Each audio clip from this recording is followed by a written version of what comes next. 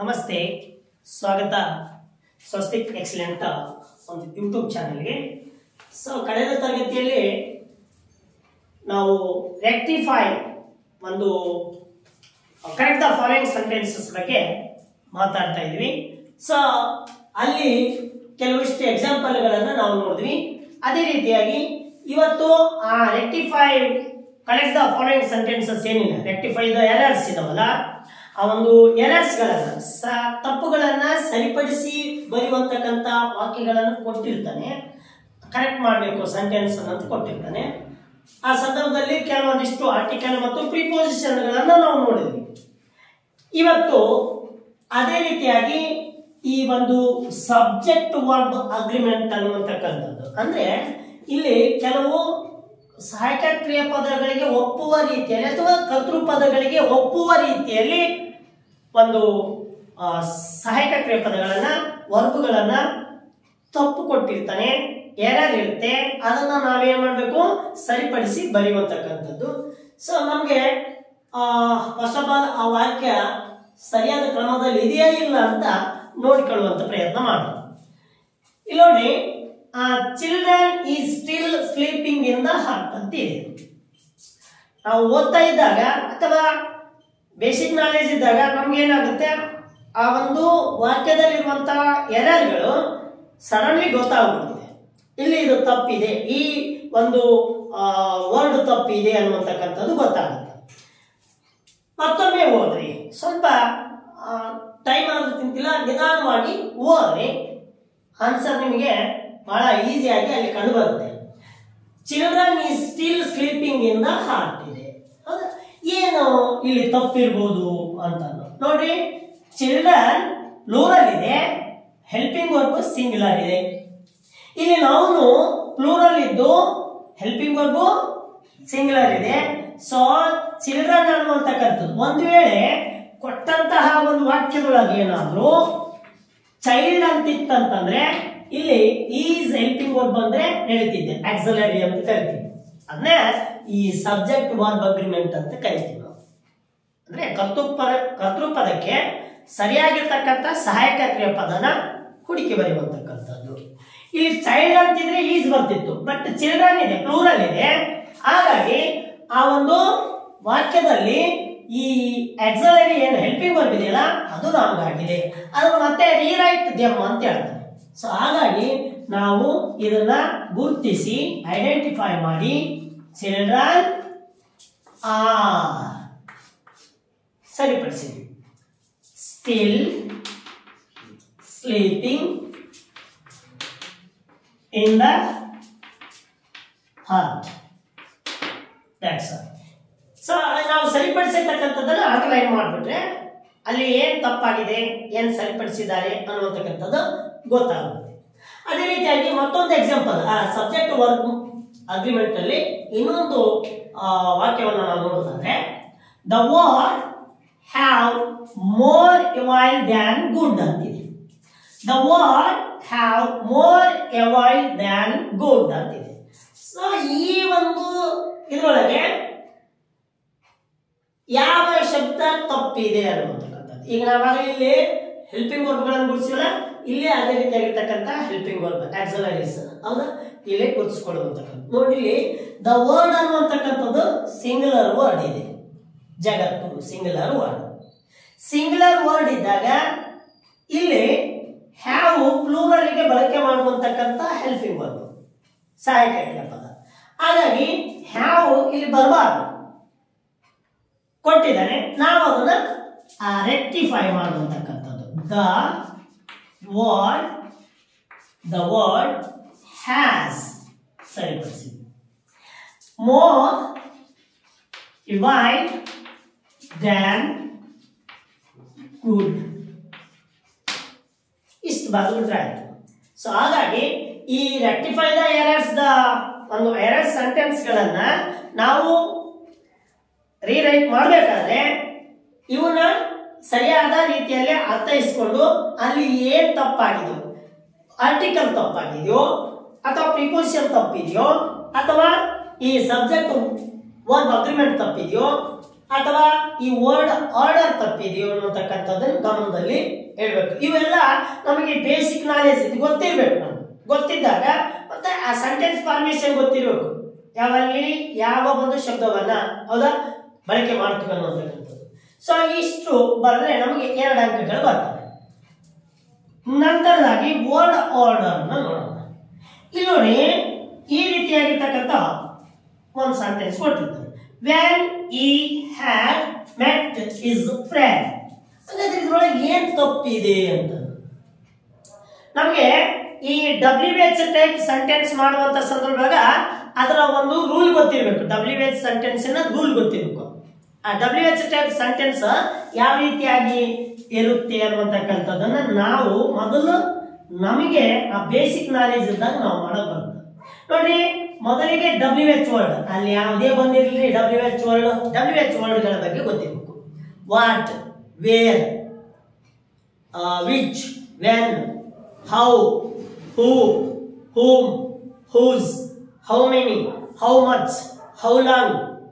So ಈ ರೀತಿಯಾಗಿ ಆ WH ವರ್ಡ್ಗಳೇ ಇಲ್ಲಿ WH ಹೌದಾ ಆ ಒಂದು ಟೈಪ್ಸ್ ಆಫ್ ಸೆಂಟೆನ್ಸ್ ಒಳಗೆ ಬಳಕೆ ಮಾಡ್ತೀವಿ. ಸೊ ಇಲ್ಲಿ ಮೊದಲಿಗೆ WH ವರ್ಡ್ ಇರಬೇಕು. WH ವರ್ಡ್ ಆದ ನಂತರ ಹೆಲ್ಪಿಂಗ್ ವರ್ಬ್ ಅನ್ನು ಬಳಕೆ ಮಾಡಬೇಕಂತ. ಆ ನಂತರ ಸಬ್ಜೆಕ್ಟ್, ಆ ನಂತರ ವರ್ಬ್, ಆ ನಂತರ ಎಕ್ಸ್ಟ್ರಾ ಇನ್ಫಾರ್ಮೇಶನ್, ಕೊನೆಯಲ್ಲಿ ಕ್ವಶನ್ ಮಾರ್ಕ್. ಸೊ ಈ ರೂಲ್ ಪ್ರಕಾರ ನಮಗೆ ನಾವು WH ಸೆಂಟೆನ್ಸ್ ಇರಬೇಕು. ಹಾಗಾದ್ರೆ ಈ WH ಸೆಂಟೆನ್ಸ್ ಪ್ರಕಾರ ಅಲ್ಲಿರುವಂತಕ್ಕಂತ ಒಂದು WH ಟೈಪ್ ಸೆಂಟೆನ್ಸ್ ಇದೆಯಾ, ಫ್ರೇಮಿಂಗ್ ಕ್ವಶನ್ ಇದೆಯಾ, ಅದನ್ನ ನಾವು ಸರಿಯಾದ ಕ್ರಮದಲ್ಲಿ ನೋಡೋಣ. ನೋಡ್ರಿ ಮೊದಲಿಗೆ WH ವರ್ಡ್ ಅಲ್ಲಿ ಯಾವುದೇ ಬಂದಿರಲ್ರಿ. ಅಲ್ಲಿ ವೆನ್ ಬಂದದ, ಆ ಹೂ ಬಂದದ, ಹೂ ಹೌದಾ, whom, whose, next why, next what, next where, next whose, next how, next how much,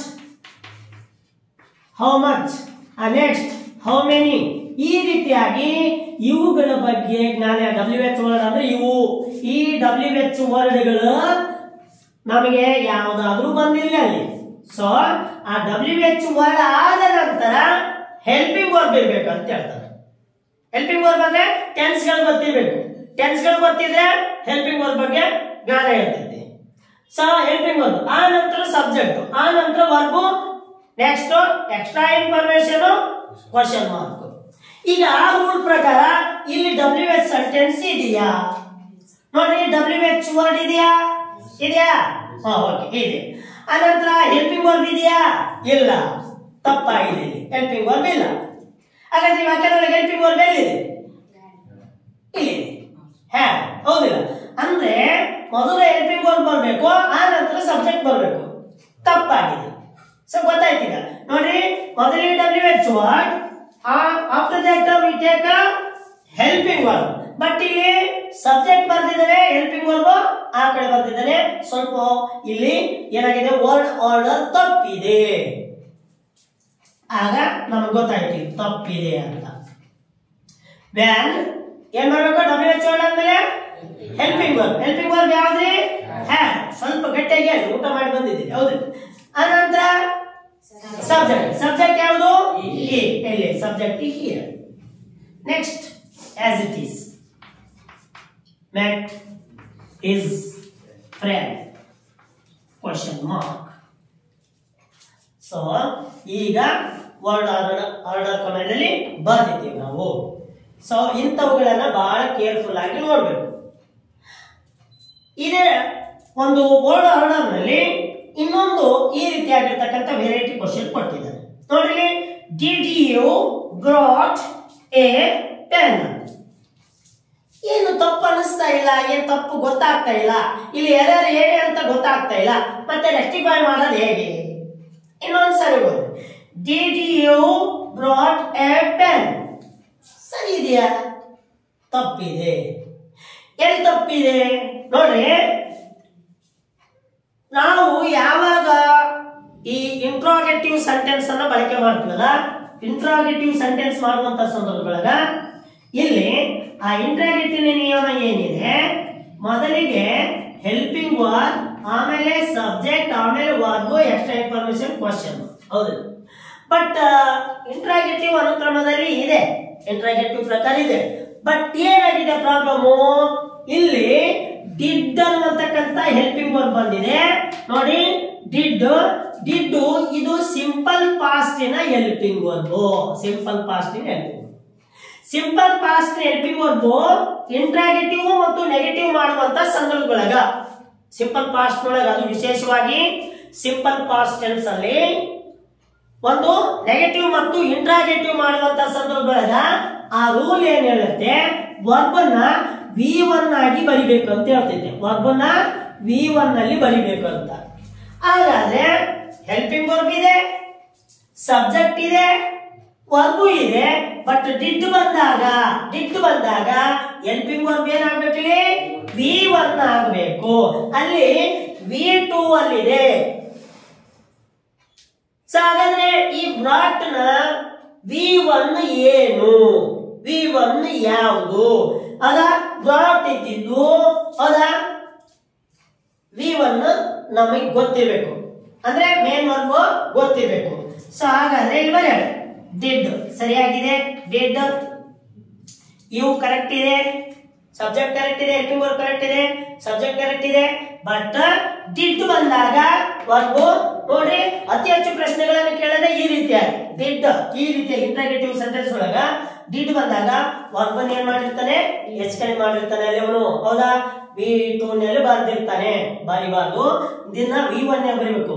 brought ಇದ್ದಿದ್ದು ಏನಾಗುತ್ತಾ V1 ಒಳಗ ಬ್ರಿಂಗ್. ಸೊ ಅಂದ್ರೆ ಇಲ್ಲಿ ಅನುಕ್ರಮ ತಪ್ಪಿದೆ. A pen. ಇದು ಬಹಳ ಕೇರ್ಫುಲ್ ಆಗಿ ನೋಡುವಂತ ಕ್ವಶನ್ಗಳಿವು. ಸೊ ಇಂಥವುಗಳನ್ನ ಅತಿ ಹೆಚ್ಚು ಎಕ್ಸಾಮ್ಗಳಲ್ಲಿ ಕೇಳುವಂತಕ್ಕಂಥ ಇಂಥ ಪ್ರಶ್ನೆಗಳನ್ನೇ ಸ್ವಲ್ಪ ನಾವು ಆ ಅನುಕ್ರಮವನ್ನ ಕರೆಕ್ಟ್ ಆಗಿ ತಿಳ್ಕೊಂಡಿರ್ಬೇಕು. ಅದೇ ರೀತಿಯಾಗಿ ಇನ್ನೂ ಕೆಲವೊಂದಿಷ್ಟು ಎಕ್ಸಾಂಪಲ್ಗಳಿದಾವೆ, ಅವನು ಸಹ ಇವತ್ತು ಡಿಸ್ಕಸ್ ಮಾಡೋಣ ನೋಡಿ. ಇನ್ನ ಕೆಲವು ಎಕ್ಸಾಂಪಲ್ಗಳನ್ನು ನಾವು ನೋಡಿದ್ರೆ ಇಲ್ಲಿ ರೆಡಂಡೆನ್ಸಿ ಮತ್ತು ರಾಂಗ್ ಯೂಸ್ ಆಫ್ ವರ್ಡ್ ಅಂತ ಕೊಟ್ಟಿದ್ದಾರೆ. ಇಲ್ಲಿ ಆ ರೆಡಂಡೆನ್ಸಿ ಒಳಗ 2-3 ವಾಕ್ಯಗಳನ್ನು ತಗೊಂಡು ಎಕ್ಸಾಂಪಲ್, ಪ್ರತಿ ವಾಕ್ಯವನ್ನ ಸರಿಯಾಗಿ ನಾವು ಓದಬೇಕು. ಆ ಕ್ರಮದಲ್ಲಿ ಇದೆಯಾ ಇಲ್ಲ, ಯಾವ ವರ್ಡ್ ತಪ್ಪಾಗಿದೆ ಅನ್ನೋತಕ್ಕಂಥದ್ದು. Cricket team return back to India yesterday. ಏನ್ ತಪ್ಪಿಲ್ಲ ಅಂತ ಅನ್ಸ್ಬಿಡ್ತು ನಮ್ಗೆ. ನೋಡ್ರಿ ಇನ್ನೊಂದ್ಸಲ ಓದೋಣ. The cricket team return back to India yesterday ಅಂತ. ಅವಾಗೂ ಸರಿ ಅನ್ಸುತ್ತೆ ನಮಗೆ ಸೆಂಟೆನ್ಸ್ ಕ್ರಿಯೇಟ್ ಮಾಡುವಂತ ಸಂದರ್ಭದೊಳಗ ಯಾವ ಶಬ್ದವನ್ನ ಎಲ್ಲಿ ಬಳಕೆ ಮಾಡ್ಬೇಕು ಅನ್ನೋತಕ್ಕಂಥದ್ದು ಗೊತ್ತಿದ್ದಾಗ ಅಲ್ಲಿ ತಪ್ಪುಗಳನ್ನು ನಾವು ಕಂಡುಹಿಡ್ತೀವಿ. ಇನ್ನೊಂದ್ಸಲ ಓದ್ತೀವಿ ನೋಡ್ರಿ. The cricket team return back to India yesterday. ಏನಾಗಿದೆ? ದ ಕ್ರಿಕೆಟ್ ಟೀಮ್ ಅನ್ನುವಂತ ಕರೆಕ್ಟ್ ಇದೆ, ಟೀಮ್ ಕರೆಕ್ಟ್ ಇದೆ. ರಿಟರ್ನ್ ಅಂದ್ರು ತಿರುಗಿ, ಬ್ಯಾಕ್ ಅಂದ್ರು ತಿರುಗಿ. ಇಲ್ಲಿ ಯಾವ್ದಾದ್ರು ಒಂದು ಬಳಕೆ ಮಾಡಬೇಕಾಗಿತ್ತು. ಹಾಗಾದ್ರೆ ರಾಮನಗೌಡ ಯಾವ ತಗೊಳ್ಳೋಣ ಅಂದ್ರೆ ಬ್ಯಾಕ್ ತಗೊಳ್ಳೋಣ ಬಿಡ್ರಿ ಸರ್ ಅಂತ ಅಲ್ಲ. ಸೆಂಟೆನ್ಸ್ ಕ್ರಿಯೇಟ್ ಮಾಡೋ ಸಂದರ್ಭದಾಗ ಸಬ್ಜೆಕ್ಟ್ ಆಮೇಲೆ ಹೆಲ್ಪಿಂಗ್ ವರ್ಬ್ ಇಲ್ಲ, ವರ್ಬ್ ತಗೋಬೇಕು. ಹೆಸರು ಅಂದ್ರೆ ಇದು ಸರಿಯಾದ ಉತ್ತರ ನಮಗೆ. ಆದ್ರೆ ಬ್ಯಾಕ್ ಅನ್ನುವಂತಕ್ಕಂಥದ್ದು ಬರಬಾರ್ದು. ಸೊ ಈಗ ನಮಗೆ ಇಲ್ಲಿ ಗೊತ್ತಾಯ್ತು. ಆಗ the cricket team return back ಅಲ್ಲ, return to India yesterday.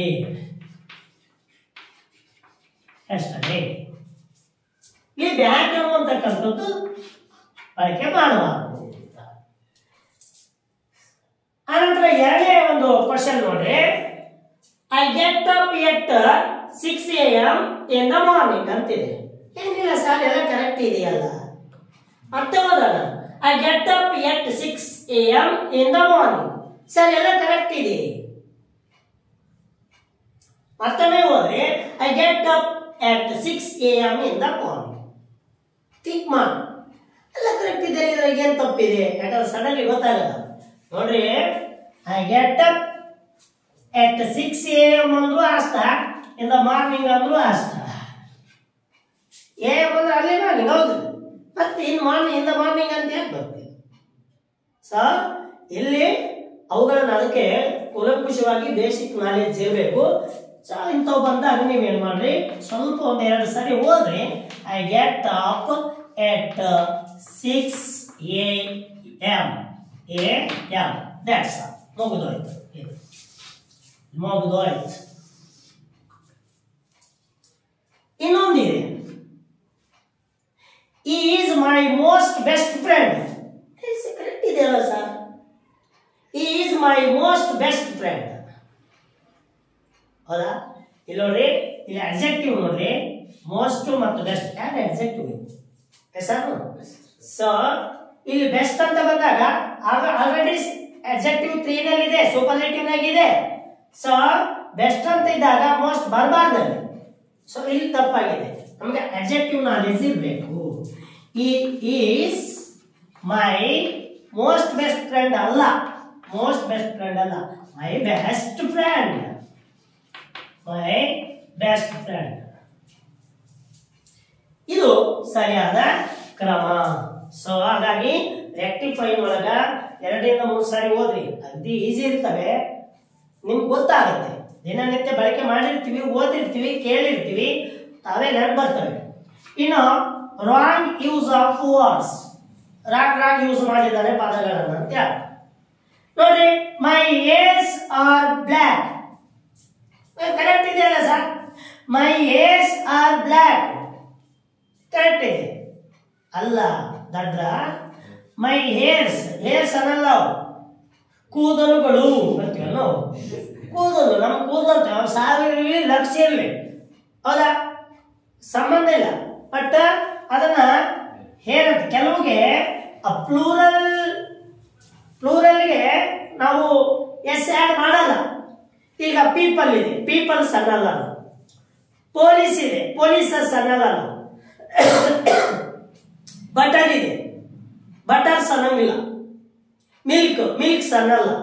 So ಇವುಗಳ ಬಗ್ಗೆ ಸುಗರ್ಸು, ಸಕ್ಕರೆಗಳು ತಾಂಬರಿ, ನೀರುಗಳು ತಾಂಬರಿ, ಹಾಲುಗಳು ತಾಂಬರಿ ಅಂತೀವಿ ನಾವು, ಇಲ್ಲ. ಎಸಾನು ಕೂದಲುಗಳು ತಾಂಬರಿ, ಕೂದಲ ತಾಂಬ ಅಂತೀವಿ ನಾವು, ಎಸಾನು. ಹಾಗಾಗಿ ಇಲ್ಲಿ ನೋಡ್ರಿ, ಒಂದೇ ಒಂದು ಅಕ್ಷರ ಅಷ್ಟೇ, ಲೆಟರ್ ತಪ್ಪಾಗಿದೆ. ಏನು? ಮೈ ಹೇರ್ ಅಷ್ಟೇ. ಮೈ ಹೇರ್ ಆರ್ ಬ್ಲ್ಯಾಕ್, ನನ್ನ ಕೂದಲು ಕಪ್ಪಿದೆ, ಕೂದಲುಗಳು ಕಪ್ಪಿಲ್ಲ, ಹೌದಿಲ್ಲ? ಮೈ ಹೇರ್ ರಾಂಗ್ ಆಗಿರೋದಿಲ್ಲ, ಹೌದಿಲ್ಲ? My hair are black, that's all. My hair are black, ಮುಗಿದೋಯ್ತು. Next, I am reading a new poetry. I am reading a new poetry ಅಂತಿದೆ. ಇದರಲ್ಲಿ ಏನ್ ತಪ್ಪಿದೆ ಸರ್? ಐ ಇದೆ, ಸಬ್ಜೆಕ್ಟ್ ಇದೆ, ಹೆಲ್ಪಿಂಗ್ ವರ್ಬ್ ಇದೆ, ಹೌದಾ? ಎಕ್ಸ್ಟ್ರಾ ಇನ್ಫಾರ್ಮೇಶನ್ ಇದೆ, ಓಕೆ. ಬಟ್ ಪೊಯೆಟ್ರಿ ಅನ್ನಲ್ಲ, ನಾವು ಏನಂತೀವಿ? ಪೊಯೆಟ್ರಿ ಅನ್ನಲ್ಲ, ಪೋಯಮ್ ಅಂತೀವಿ, ಹೆಸರು. ಹಾಗಾಗಿ ಅಲ್ಲಿ I am reading a new poem, that's all. ಇಷ್ಟು ಇರ್ತದೆ. ಸೊ ಈ ರೀತಿಯಾಗಿ ಇನ್ನೂ ಕೆಲವೊಂದಿಷ್ಟು ಬರ್ತವೆ, ನಾವು ಅವುಗಳನ್ನು ಇದರಲ್ಲಿ ಇನ್ನೊಂದಿದೆ. ಸೊ ಅದನ್ನು ನಾವು ಒಂದು ರೀತಿಯಾಗಿರ್ತಕ್ಕಂಥ ಯಾವುದೋ ಒಂದು ಇದಕ್ಕೆ ಬಳಕೆ ಮಾಡಕ್ಕೆ ಹೋಗ್ಬಿಡ್ತೀವಿ. ಸೊ ಅಲ್ಲಿ ನೋಡಿ, ಒಂದು ಕೊಟ್ಟಿದ್ದಾನೆ ಇಲ್ಲಿ, ಇನ್ನೊಂದು ನೋಡೋಣ. ಅದರಲ್ಲಿ ಹೇಗಿದೆ ಅಂತಂದ್ರೆ, he took his seeds to grass ಅಂತ. ಹಾಗಾದ್ರೆ ಇದರಲ್ಲಿ ಏನ್ ತಪ್ಪಿದೆ ನೋಡ್ರಿ, ಇದರಲ್ಲಿ ಏನ್ ತಪ್ಪಿದೆ? he took his seeds to grass ಅಂತ. ಅಲ್ಲಿ ಶಬ್ದಗಳಿಗೆ ಕೆಲವು ನೌನ್ಗಳಿಗೆ ಪ್ಲೂರಲ್ಲೇ ಇಲ್ಲ, ಅವೇ ಪ್ಲೂರಲ್ ಅವೇ ಸಿಂಗಲ್, ಪ್ಲೂರಲ್ಲೇ ಅವು ಬಟ್ ಅವುಗೆ ಕೆಲವು ಎಸ್ಗಳನ್ನೇ ಆ್ಯಡ್ ಮಾಡಲ್ಲ. ನೋಡಿ ಈ ಸೀಪ್ಸ್ ಅಂದ್ರೆ ಕುರಿಗಳು ಅಂತ, ಸೀಪ್ ಅಂದ್ರೆ ಕುರಿಗಳು ಅಷ್ಟೇ, ಕುರಿಗಳು ಕುರಿ. ಹಾಗಾಗಿ he took his sheep ಅಷ್ಟೇ ಬಳಕೆ ಮಾಡ್ತೀವಿ ನಾವು. ಟು ಕ್ರ್ಯಾಚ್, ಇಂಥ ಕೆಲವೊಂದಿಷ್ಟು ಶಬ್ದಗಳನ್ನ ಕೇಳ್ತಾ ಹೋಗ್ತಾನೆ. ಸೊ ಇನ್ನೊಂದು ಟೆನ್ಸ್ ಅಲ್ಲಿ ಯಾವ ರೀತಿಯಾಗಿ ತಪ್ಪುಗಳನ್ನ ಕೊಟ್ಟಿರ್ತಾನೆ ಅದನ್ನ ರೆಕ್ಟಿಫೈ ಮಾಡೋದು, ಎರರ್ಸ್ ಅನ್ನ ರೆಕ್ಟಿಫೈ ಮಾಡೋದು ಹೇಗೆ ಅಂತದ್ದು ನೋಡೋಣ. ಇಲ್ಲಿ ಕೊನೆಯದಾಗಿ ಟೆನ್ಸಸ್ ಗಳಲ್ಲಿ ಯಾವ ರೀತಿಯಾಗಿ ಎರರ್ಸ್ ಇರ್ತವೆ, ಆ ಎರರ್ ರೆಕ್ಟಿಫೈ ಮಾಡೋದು ಹೇಗೆ ಅಂತಕ್ಕಂಥದ್ದು ನೋಡೋಣ. ಸೊ ಇಲ್ಲಿ ಒಂದನೇ ವಾಕ್ಯ ನೋಡೋಣ. I am thanking you for your help. ಟೆನ್ಸ್ನಾಗ ಏನು ತಪ್ಪಿದೆ ಸರ್ ಅಂತಂದು ಮತ್ತೆ ಇನ್ನೊಂದು ಸಲ ತಿರ್ಗಾ ಓದೋದು. I am thanking you for your help. So ನೋಡ್ರಿ, ಕೆಲವೊಂದು ವರ್ಬ್ಗಳಿಗೆ ನಾವು ING ಅನ್ನ ಯಾರು ಮಾಡಬಾರ್ದು, ರೂಲ್ಸ್ ಇದೆ. ಅದನ್ನೆಲ್ಲ ಬೇಸಿಕ್ ಆಗಿ ನೀವು ತಿಳ್ಕೊಂಡಿರ್ತೀರಿ, ಸೊ ಗೊತ್ತಾಗಿರುತ್ತೆ. ತಿಳ್ಕೊಂಡಿಲ್ಲ ಅಂದ್ರೆ ತಿಳ್ಕೊಳ್ಳಿ. I am thanking you for your help. So ಇಲ್ಲಿ ING ಆಡ್ ಆಗಿದೆ, ಸೊ ಅದು ಆಡ್ ಆಗಬಾರ್ದು. ಅದನ್ನ ಯಾವಾಗಲೂ ಐ ಆಮ್ ಥ್ಯಾಂಕ್, ಹೌದಿಲ್ಲ, ಐ ಆಮ್ ಥ್ಯಾಂಕ್ ಯು ಅಂತ ಬರ್ದು ಐ ಥ್ಯಾಂಕ್ ಯು ಏನ, ಐ ಆಮ್ ಥ್ಯಾಂಕಿಂಗ್ ನಾನು ಐ ಆಮ್ ಥ್ಯಾಂಕ್ ಅಂತ ಬರ್ದು ಹೋಯ್ತು. ಸೊ ಹಾಗಾಗಿ ಮತ್ತೆ ING ತೆಗೆದುಬಿಟ್ರೆ ಅಂತಂದ್ರೆ ಅಷ್ಟೇ, ಹೌದಾ. I thank you for your help. So ಹಾಗಾಗಿ ಇಲ್ಲಿ ನೋಡಿ, ಕೆಳಗಿನ ಒಂದು ಹಾಗೆ ವಿಚಾರ ಮಾಡಿ.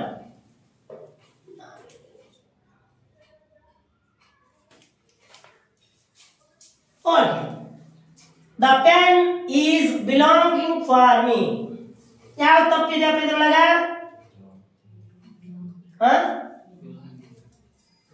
ನೀನು ಒಂದ್ಸಲ ಯೋಚನೆ ಮಾಡಿ, ಯಾಕಂದ್ರೆ ಬರೀ ಕೆಲವನ್ನ ಸಡನ್ಲಿ ಹಾಗೆ ಉತ್ತರಿಸುವಂತಕ್ಕಂಥದ್ದಲ್ಲ.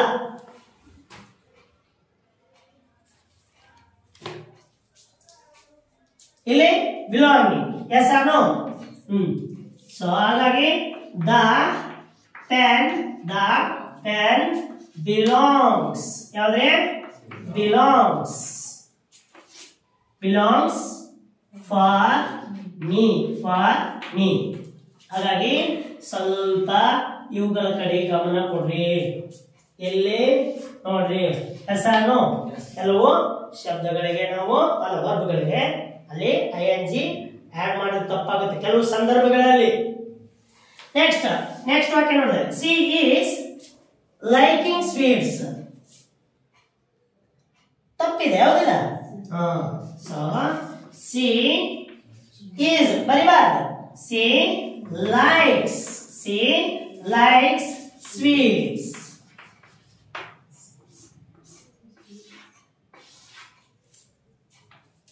ಇಂಥವುಗಳನ್ನ ಅತಿ ಹೆಚ್ಚು ಎಕ್ಸಾಮ್ಗಳಲ್ಲಿ, ಕಾಂಪಿಟೇಟಿವ್ ಆಗಿರ್ಬೋದು, ನೀವು ಬೇರೆ ಬೇರೆ ಎಕ್ಸಾಮ್ಗಳು ಬರೆಯುವಂತ ಸಂದರ್ಭದಲ್ಲಿ ಕೇಳ್ತಾನೆ. ಸೊ ನಂತರ ಇಲ್ಲಿ ಮೈ ಫ್ರೆಂಡ್ ಡ್ರಂಕ್ ಮಿಲ್ಕ್. ಏನ್ ತಪ್ಪಿದೆ ಸರ್ ಇಲ್ಲಿ? ನೋಡೋಣ. ಮೈ ಫ್ರೆಂಡ್ ಡ್ರಂಕ್ ಮಿಲ್ಕ್ ಏನ್ ತಪ್ಪಿದೆ ಸರ್? ಮತ್ತೆ ಹೋದ್ರಿ, ಮೈ ಫ್ರೆಂಡ್ ಡ್ರಂಕ್ ಮಿಲ್ಕ್ ತಪ್ಪು. ಡ್ರಂಕ್ ಯಾವಾಗ ನೋಡ್ರಿ, V1 V2 V3 ಗಳನ್ನ ಪರಿಶೀಲನೆ ಮಾಡಮ್ಮ. ಇಲ್ಲಿ ಡ್ರಿಂಕ್, ಹೌದಾ? ಇಲ್ಲಿ V2 ನೊಳಗ ಡ್ರ್ಯಾಂಕ್, V3 ನೊಳಗ ಡ್ರಂಕ್ ಬರುತ್ತೆ. ಹಾಗಾದ್ರೆ ಡ್ರಂಕ್ ಯಾವಾಗ? ಇಲ್ಲಿ ಹೆಲ್ಪಿಂಗ್ ವರ್ಬು ಹ್ಯಾವ್ ಬಂದಿರ್ಬೇಕು, ಇಲ್ಲ ಯಾಸ್ ಬಂದಿರ್ಬೇಕು, ಇಲ್ಲ ಹ್ಯಾಡ್ ಬಂದಿರ್ಬೇಕು. ಇಲ್ಲ, ಹೌದಿಲ್ಲ? ಹಾಗಾಗಿ ನಾವು ಏನ್ ಮಾಡಬೇಕು ಮೈ ಫ್ರೆಂಡ್ ಡ್ರಿಂಕ್ಸ್ ಹೌದಾ ಡ್ರಿಂಕ್ಸ್ ಮಿಲ್ಕ್ ಎಸ್ ಆರು ಈ ರೀತಿಯಾಗಿ ನಾವು ಸರಿಯಾದ ರೀತಿಯಲ್ಲಿ ಓದಿ ಕರೆಕ್ಟ್ ಆಗಿ ಬೇಸಿಕ್ ನಾಲೆಜ್ ಇತ್ತಂದ್ರೆ ಬರುತ್ತೆ ಹೌದಾ ಆರಾಮ್ಸೆ 2 ಅಂಕಗಳನ್ನ ನಾವು ಇಲ್ಲಿ ತೆಗೆದುಕೊಳ್ಬಹುದು ಸೊ ಯಾವುದೇ ಕಾಂಪಿಟೇಟಿವ್ ಎಕ್ಸಾಮ್ ಆಗಲಿ ಯಾವುದೇ ಎಕ್ಸಾಮ್ ಬರೀರಿ ಕೇರ್ಫುಲ್ ಆಗಿ ಆ ಸೆಂಟೆನ್ಸ್ ಗಳನ್ನ ಓದಿ ಓಕೆ ಧನ್ಯವಾದ